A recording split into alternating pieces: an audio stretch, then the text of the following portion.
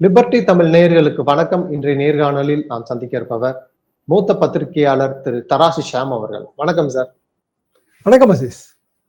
2026 தேர்தல்ல கண்டிப்பாக தமிழ்நாட்டுல பாஜக ஆட்சியை பிடிக்கும். அதாவது அதிமுக பாஜக கூட்டணி ஆட்சியை பிடிப்பது உறுதி. மக்கள் திமுகவை தூக்கி எறிவார்கள் அப்படின்னு அமித்ஷா பேசியிருக்கிறாரு. குறிப்பா ஒவ்வொரு மாநிலத்திலும் ஒவ்வொரு கடவுள்களை கையில் எடுத்து அரசியல் பண்ணுவாங்க. அதே போல இங்கேயும் அந்த முருகன் மாநாட நடத்துறாங்க. தொடர்ந்து இந்த சிக்கந்தர் மலை முருகன் மாநாடு இது போன்ற விவகாரங்கள்ல தொடர்பு படுத்தி திமுகவை டார்கெட் பண்றாங்க. இந்த அரசியல் தமிழ்நாட்டுல எடுபடுமா? மக்கள் திமுகவை தூக்கி எறிவாங்களா? பாஜக ஆட்சிக்கு வருமா? உங்களுடைய பார்வை என்ன சார்? மதவாத அரசியல் தமிழ்நாட்டில் என்றைக்குமே எடுபட்டது கிடையாது. இதே மதுரையில நான் வேளாண்மை கல்லூரியில 1966 இருந்து வேளாண்மை கல்லூரி மாணவன். 70 எனக்கு கிராஜுவேஷன் முடிஞ்சது. 67 தேர்தல். அதாவது திமுக முதல்ல ஆட்சி கட்டிலில் அமர்ந்த தேர்தல். அண்ணா முதல்வர். பாரதிய ஜனதாவோட முன்னோடி பாரதிய ஜனசங்கம் தீபம்ங்கிற சின்னத்துல மதுரையில ஆக்சுவலா கோயிலை சுத்தி இருக்கிற ஒரு தொகுதி. மதுரை வெஸ்டா ஈஸ்டான்னு எனக்கு ஞாபகம் இல்லை. ஈஸ்டா இருக்காது, வெஸ்டா இருக்கும், இல்லை சென்ட்ரலா இருக்கும். 2000 ஓட்டோ 1500 ஓட்டோ வாங்கியிருந்தாங்க. இதே பிரச்சாரம் தான். இத்தனைக்கும் அங்க ஒரு குறிப்பிட்ட சமூகத்தினர் செறிந்து வாழ்கிற பகுதி. அப்புறம் முழுக்க கோயிலை சார்ந்த பகுதி. பெரிய வெற்றியெல்லாம் அடையல. அவ்வளவு தூரம் போவான. அயோத்தியில ராமர் கோயில் திறப்பு விழா இன்னமும் அது முடிஞ்ச பாடு இல்லைங்க. இன்னும் 2-3 வருஷம் ஆகுன்றாங்க முழுமையாக முடிவதற்கு. அதுக்குள்ளேயே பிராண பிரதிஷ்டை எல்லாம் செஞ்சு மோடி அவர்களே போய் அதுக்கு பூரி சங்கராச்சாரியார் வரைக்கும் எதிர்ப்பெல்லாம் தெரிவிச்சாங்க. கட்டி முடிக்கப்படாத கோயிலுக்கு கும்பாபிஷேகம் நடத்தக்கூடாதுன்னு. அந்த அயோத்தியை மையமாக கொண்ட ஃபைசாபாத் தொகுதியில பாரதிய ஜனதா தோற்றுறது. இதுதான் வரலாறு. என்ன காரணம்னா, மக்கள் மதத்தின் அடிப்படையில ஓட்டை தீர்மானிப்பது இல்லை. அப்படி பாரதிய ஜனதா நினைக்குது. பாரதிய ஜனதா இல்ல, ஜனசங்கமும் அப்படிதான். இந்த ரைட்டிஸ்ட் மைண்ட் செட்டே அதே மாதிரி தாங்க. ரைட்டிஸ்ட் மைண்ட் செட்ல நீங்க ஜனசங்கத்தோட ஆதரவாளர்கள் யாருன்னு பார்த்தீங்கன்னா, அவங்க மகாராணி காயத்ரி தேவி, இதெல்லாம் எங்களோட கல்லூரி காலகட்டத்து வலதுசாரி தலைவர்கள். மகாராணி காயத்ரி தேவி, நிறைய பழைய ராஜாக்கள், அப்புறம் பரோடா மன்னர், இப்படி நிறைய வருங்க. ராஜாஜி இங்க சுதந்திர கட்சி, இங்க வலதுசாரி சித்தாந்தங்களே அவர் தான் பிரதிபலிச்சிட்டு இருந்தாரு. ஆனா அது எடுபடலைங்கிறது தான் உண்மை. அதையும் தாண்டி 2014 மோடி அவர்கள் வெற்றி பெற்று இப்போ 11 வருஷம் ஆயிடுச்சு. நேரத்துல இருந்து பத்திரிகைகள்ல செய்தி கட்டுரை, இன்னைக்கும் நிறைய செய்தி கட்டுரைகள் வருது. 2014 மோடி அவர்கள் வந்த போது அது மதவாதத்திற்கு ஆதரவான ஓட்டாங்கிறதுல எனக்கு சந்தேகம் உண்டு. என்ன காரணம்னா, 5-10 வருஷம் யூபிஏ கவர்மெண்ட் 1-2 திமுகவும் அதுல அங்கம் வைத்தது. 1-2ல 2ஓட இறுதி காலகட்டத்துல ஏராளமான குற்றச்சாட்டுகளை சுமத்துறாங்க. பல குற்றச்சாட்டுகள் இன்னைக்கு குற்றம் நிரூபிக்கப்படாமல் விடுதலை ஆயாச்சுங்க. 2G கூட இல்லை, காமன்வெல்த் ஊழல், இப்படி பல விஷயங்கள். அதுல மோடி அவர்களுக்கு ஒரு வகையான குஜராத் முதல்வர், இந்த வளர்ச்சி பாதை, குஜராத் மாடல், இப்படியான ஒரு பிம்பம் கட்டமைக்கப்பட்டது. அந்த பிம்பத்தின் விளைவாக கிடைத்த வெற்றி தான். எதை வைத்து நான் இதை சொல்றேன்னா, அதுக்கு முந்தைய தேர்தலில் அத்வானி அவரு இந்து மதத்தை காப்பாற்ற இன்றைக்கு பாபர் மசூதி இடிக்கப்பட்டு அயோத்தியில ராமர் கோயில் இருக்குன்னா அதுக்கான காரணம் அத்வானி ஜி தானே, எல்கே அத்வானி தானே. ஆனா அவருக்கு எங்க வெற்றி கிடைத்தது? அப்ப மதவாதத்திற்கு அடிப்படையில வெற்றி அடைஞ்சிருக்கணும் அப்படின்னா 2014 முன்னாடியே பாரதிய ஜனதா பெரிய அளவுக்கு வெற்றி அடைஞ்சிருக்கணும். Advani prime minister candidate. ஆனா மன்மோகன் சிங் அவர் நேரடியா மக்கள் அரசியல்ல இல்ல, அவரை பிரைம் மினிஸ்டர் கேண்டிடேட்டா வச்சுதான் UPA 2 வந்துச்சு. இப்போ UPA 2க்குள்ள இருந்த பல்வேறு வட இந்திய தலைவர்கள் மத்தியில் இருந்த பிரச்சனைகள் காரணமாகத்தான் 2014 மோடி வெற்றி சாத்தியமாயிற்று. ஆனா அதை மதவாதத்திற்கு கிடைத்த வெற்றியாக அவர்கள் நினைத்து கொண்டார்கள். அப்படியான வெற்றி உண்மையிலே தொடர்ந்து இருந்தா 2024 240 சீட்டுக்கு அவங்க இறங்கி இருக்க கூடாது. ஆனாலும் தமிழ்நாட்டிலையும் அதே மாதிரியான அரசியலை கொண்டு வரணும்னு பாரதிய ஜனதா விரும்புது. அதான் பெரிய வேடிக்கை. தமிழ்நாடு எந்த காலகட்டத்திலுமே மதவாதத்திற்கு எதிரான ஒரு மாநிலம். இங்க இருக்கிற டோட்டல் அரசியல் சித்தாந்தங்கிறதே முழுக்க வேறுபாடானது. பெரியாரோட காலத்துல இருந்து அதற்கு முன்பிருந்தே கூட இங்கு வந்து ஒரு குறிப்பிட்ட மதம் என்று நம்ம பார்ப்பதே கிடையாது. அப்போ அமித்ஷா வந்து இங்க மதுரையில பேசி முருகனுக்கு அரோகரான்லாம் அவர் கடைசியில் சொல்றாரு. அப்புறம் முருகன் மாநாடு நடத்தி முருகன் வெற்றியை தேடி தந்து விடுவார் அப்படின்னு நினைக்கிறது ரொம்ப அபத்தமான சிந்தனை. அவர்கள் அமைச்சரவையில் இன்றைக்கு இருக்கிற முருகன் அவர்களே வேல் யாத்திரை நடத்தினாரு, உங்களுக்கு ஞாபகம் இருக்கும். என்ன ஓட்டு கிடைச்சது? அதை தாண்டி அரசின் மேல குற்றச்சாட்டுகள் வைக்கலாம். அந்த குற்றச்சாட்டுகளுக்கு ஆதாரங்கள் அமித்ஷாவால தோற்கடிக்க முடியாது, மக்களே தூக்கி எறிய தயாராக இருக்கிறாங்க, அந்த குற்றச்சாட்டை முன்வைக்கிறார். மக்கள் தூக்கி அடிக்க தயாராக இருக்கிறார்களாங்கிறத நம்ம அப்புறம் போக போக பார்க்கணும். அடிப்படையில எந்த ஓட்டு வங்கியும் ஆதரவு எதிர்ப்பு ரெண்டு தானே, எந்த ஓட்டு வங்கியா இருந்தாலும்.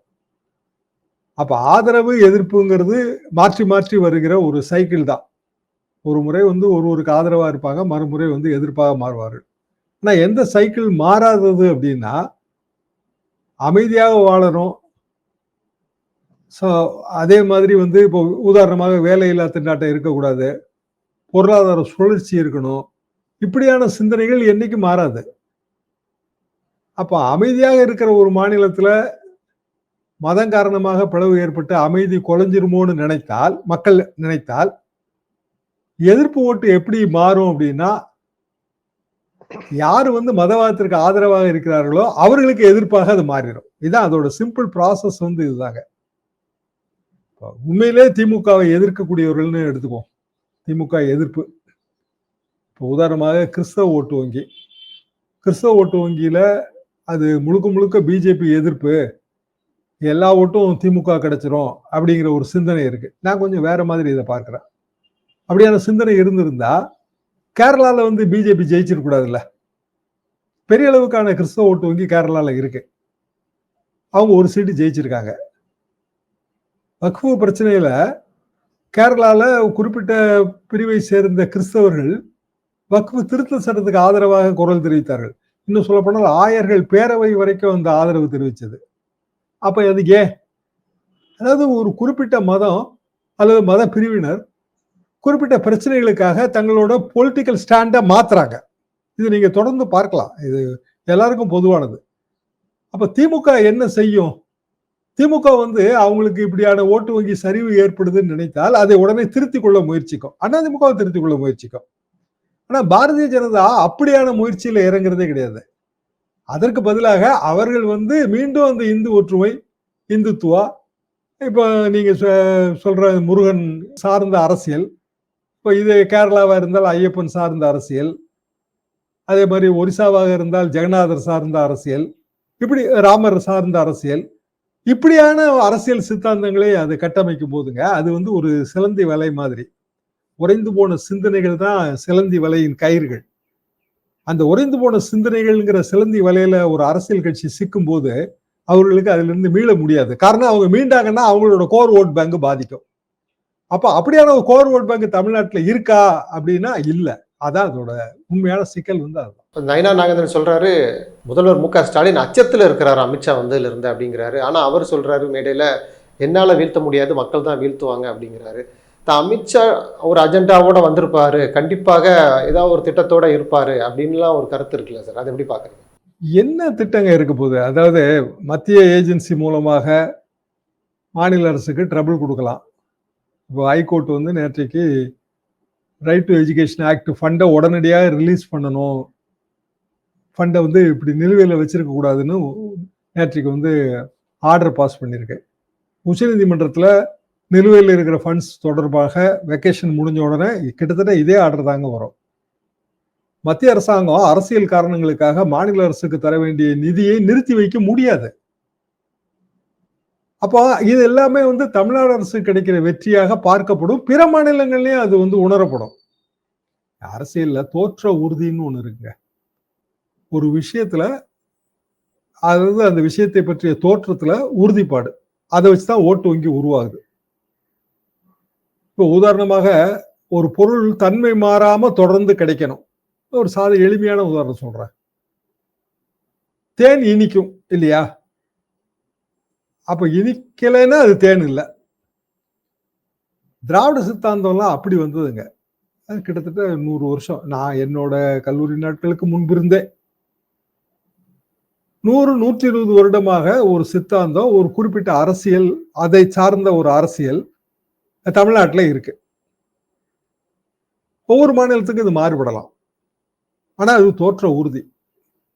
எப்போதுமே அதே அரசியல் தான் இங்க. அதாவது தேன் இனிக்கும்ங்கிற மாதிரி. இதுக்கு நேர் ஆப்போசிட்டா ஒரு உதாரணம் எடுங்க. வேம்பு கசக்கும். நான் எளிமையா சொல்லணுங்கிறதுக்காக தான் இந்த உதாரணம் சொல்றேன். அப்போ வேம்பு எப்படி இருந்தாலும் கசக்கத்தான் செய்யும். அது தோற்ற உறுதி தான். அப்போ தேன் இனிக்கும்ங்கிற திராவிட சித்தாந்தம், வேம்பு கசக்கும் என்கிற வலதுசாரி சித்தாந்தம், இந்த ரெண்டும் தமிழ் மண்ணுல எத்தகைய ஓட்டு வங்கியை கட்டமைக்கும் யோசிச்சு பாருங்க. நம்ம வந்து இதை புரிஞ்சுக்கிடணும். அப்போ அமித்ஷா வந்துட்டாரு, முருகன் மாநாடு நடத்திட்டாங்க, மோடி 5 வாட்டி வந்துட்டாரு, எல்லாமே மாறிடும். மாறவே மாறாது. எப்படியான திமுகவுக்கான செட்பேக்னு எதுல வரும் அப்படின்னா, அவங்களோட பாரம்பரிய ஓட்டு வங்கியை இழப்பதுல வரும். அதை நான் மறுக்கவே இல்லை. அப்ப பாரம்பரிய ஓட்டு வங்கியை பராமரித்தல் என்பது ஒரு அரசியல் கட்சியின் தலையாய கடமை. இப்ப அதிமுகவோட பாரம்பரிய ஓட்டு வங்கி என்ன? பெண்கள் ஓட்டு வங்கி.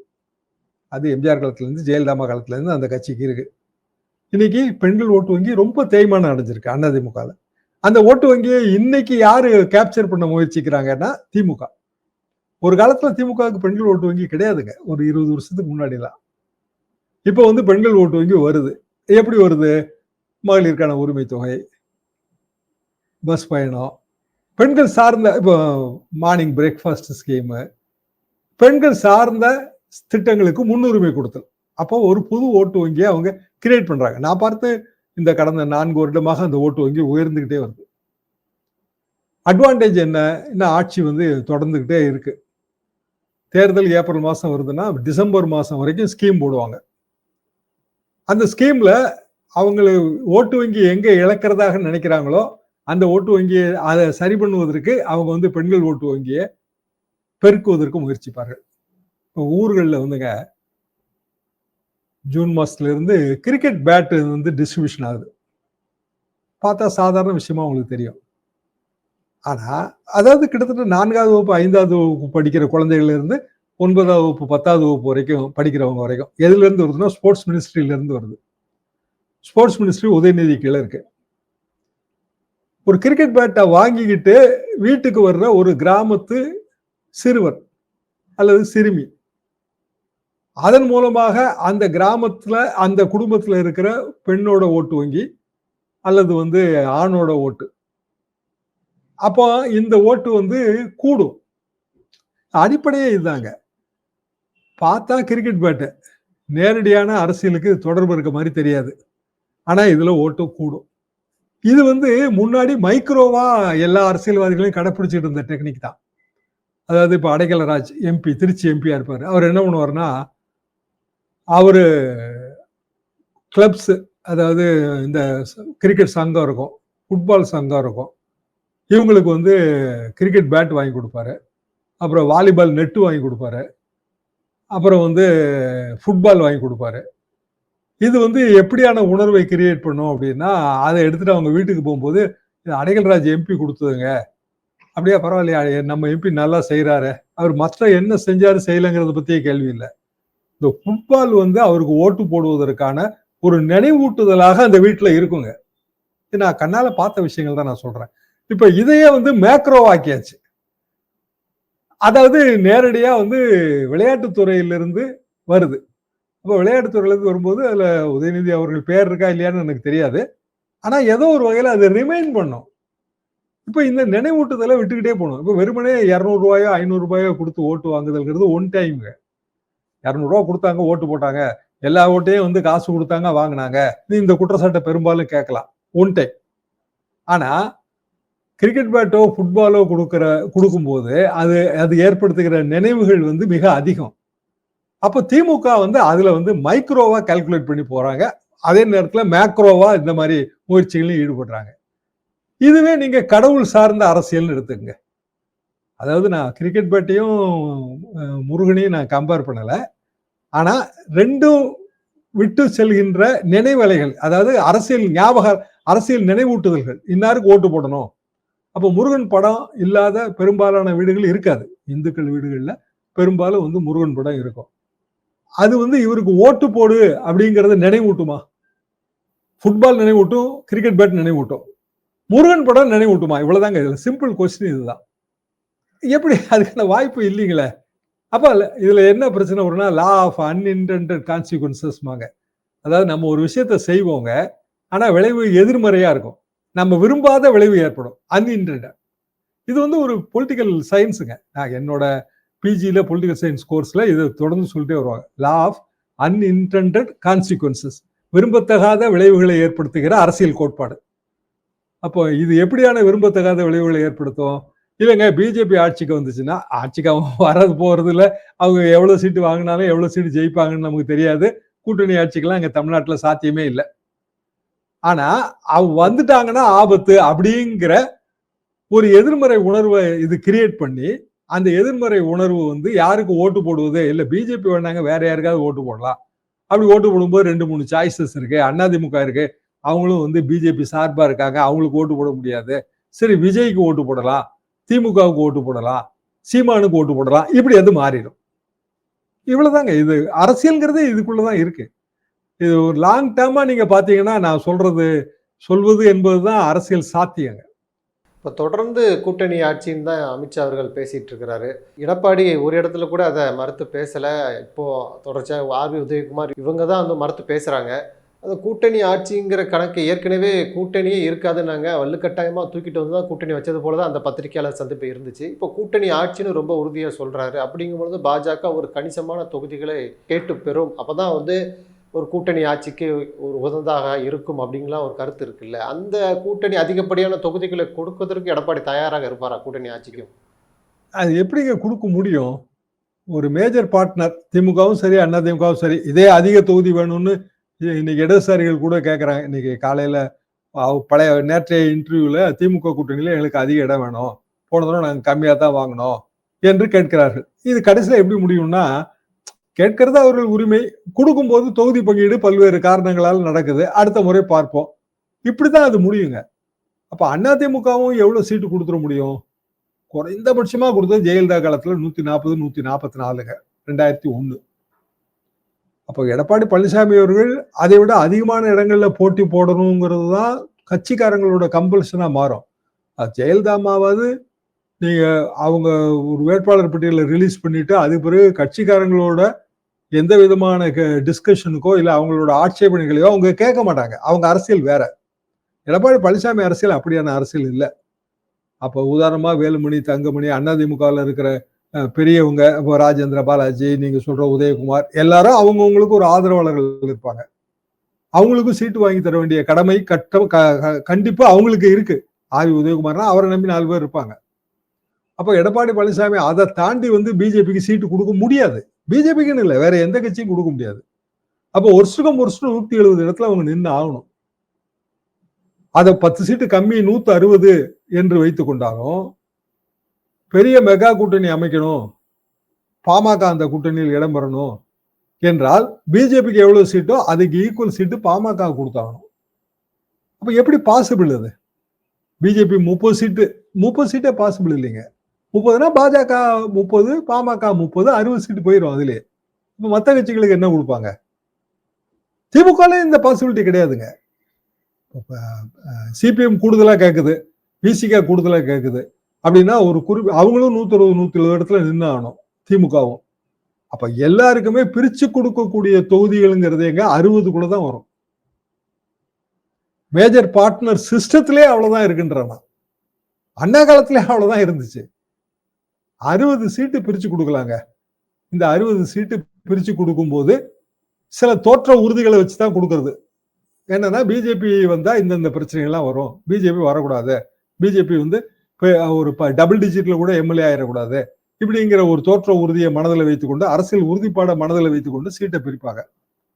பிஜேபிக்கு அது ஓப்பாக இருக்காது. ஒரு வருஷத்துக்கு முன்னாடியே கூட்டணி தூக்கி கொண்டு வந்து போய் தான் கூட்டணி வச்சாங்க அப்படின்னு நம்ம சொல்லுவோமே. ஆனால் அதுக்கான அரசியல் கம்பல்ஷன் எடப்பாடி பழனிசாமிக்கு வேற. ஒரு வருஷம் கழிச்சு அவர் வந்து ஃப்ரீ ஆயிடுவாரு, தேர்தல் நெருங்கிடும். அப்போ ஒன்றும் கம்பல்ஷன் கிடையாது. இப்போ நம்ம கொடுக்குற தொகுதி உங்களுக்கு உடன்பாடு இல்லைன்னா பிஜேபிய நண்பர்களாக சேர்ந்தோம், நண்பர்களாக பிரிவோங்கிற வசனத்தை சொல்லிடுவாங்க. அது சிக்கல். நீங்க 2021 தேர்தலே அப்படிதானங்க ஆச்சு. 2017 ஆட்சி ரொம்ப தத்தளிச்சது. எடப்பாடி பழனிசாமி தலைமையிலான ஆட்சி, ஜெயலலிதா அவர்கள் மரணத்துக்கு பிறகு. அப்போ ஓபிஎஸ் தலைமையில எம்எல்ஏக்கள் எல்லாரையும் ஒட்டுமொத்தமா சேர்த்து வச்சது பிஜேபிங்கிறதுல தமிழ்நாடு பூராத்துக்கும் தெரிந்த உண்மைங்க அது. கவர்னரே கரங்களை சேர்த்து வைத்து ராஜ்பவன்ல நடந்த இணைப்பு அது. அதுக்கு பிறகு அதை சொல்லித்தான் பிஜேபி 2019 அதிக சீட்டு கேட்டு பார்த்துச்சு. மக்களவை தேர்தலில் எடப்பாடி கொடுக்கல. 2021 நாங்கள் கை காட்டுபவர் தான் முதலமைச்சர், எடப்பாடி பழனிசாமி முதலமைச்சர் வேட்பாளர் நாங்க எங்க சொன்னோம், முருகன் தான் சொன்னார். அதை எல்லாம் நான் அந்த இரவு நேர டிவி விவாதங்கள்லாம் அனல் பறக்குங்க, சண்டை படம் மாதிரி இருக்கும் ஒரே. ஆனா எடப்பாடி பழனிசாமி அவங்க கொடுத்த சீட்ல தான் பிஜேபி நின்றுச்சு. ஆக ஒட்டுமொத்தத்துல இது மேஜர் பார்ட்னர் மைனர் பார்ட்னர்ஸ்ங்கிற சிஸ்டத்துல போற கூட்டணி ஏற்பாடுங்க. வேகங்கள் திரண்டு மழை பொழிவதில்ல கூட்டணி, காகங்கள் கூடி பங்கிட்டுக் கொள்வது. ஒரு காகம் பெரிய காகமா இருக்கும்போது மத்த காகம் அடங்கிதான் போகணும், வேற வழியே கிடையாது இதுல. அப்போ இதுக்குள்ளதான் பங்கீடுன்னு வரும்போது என்ன பண்ணிட முடியும்? இன்னைக்கு பாமக இருக்கிற குழப்பங்களை எல்லாம் பார்த்தா பாமக கூட்டணிக்குள்ள கொண்டு வந்தாலே என்ன லாபம்னு எனக்கு புரியல.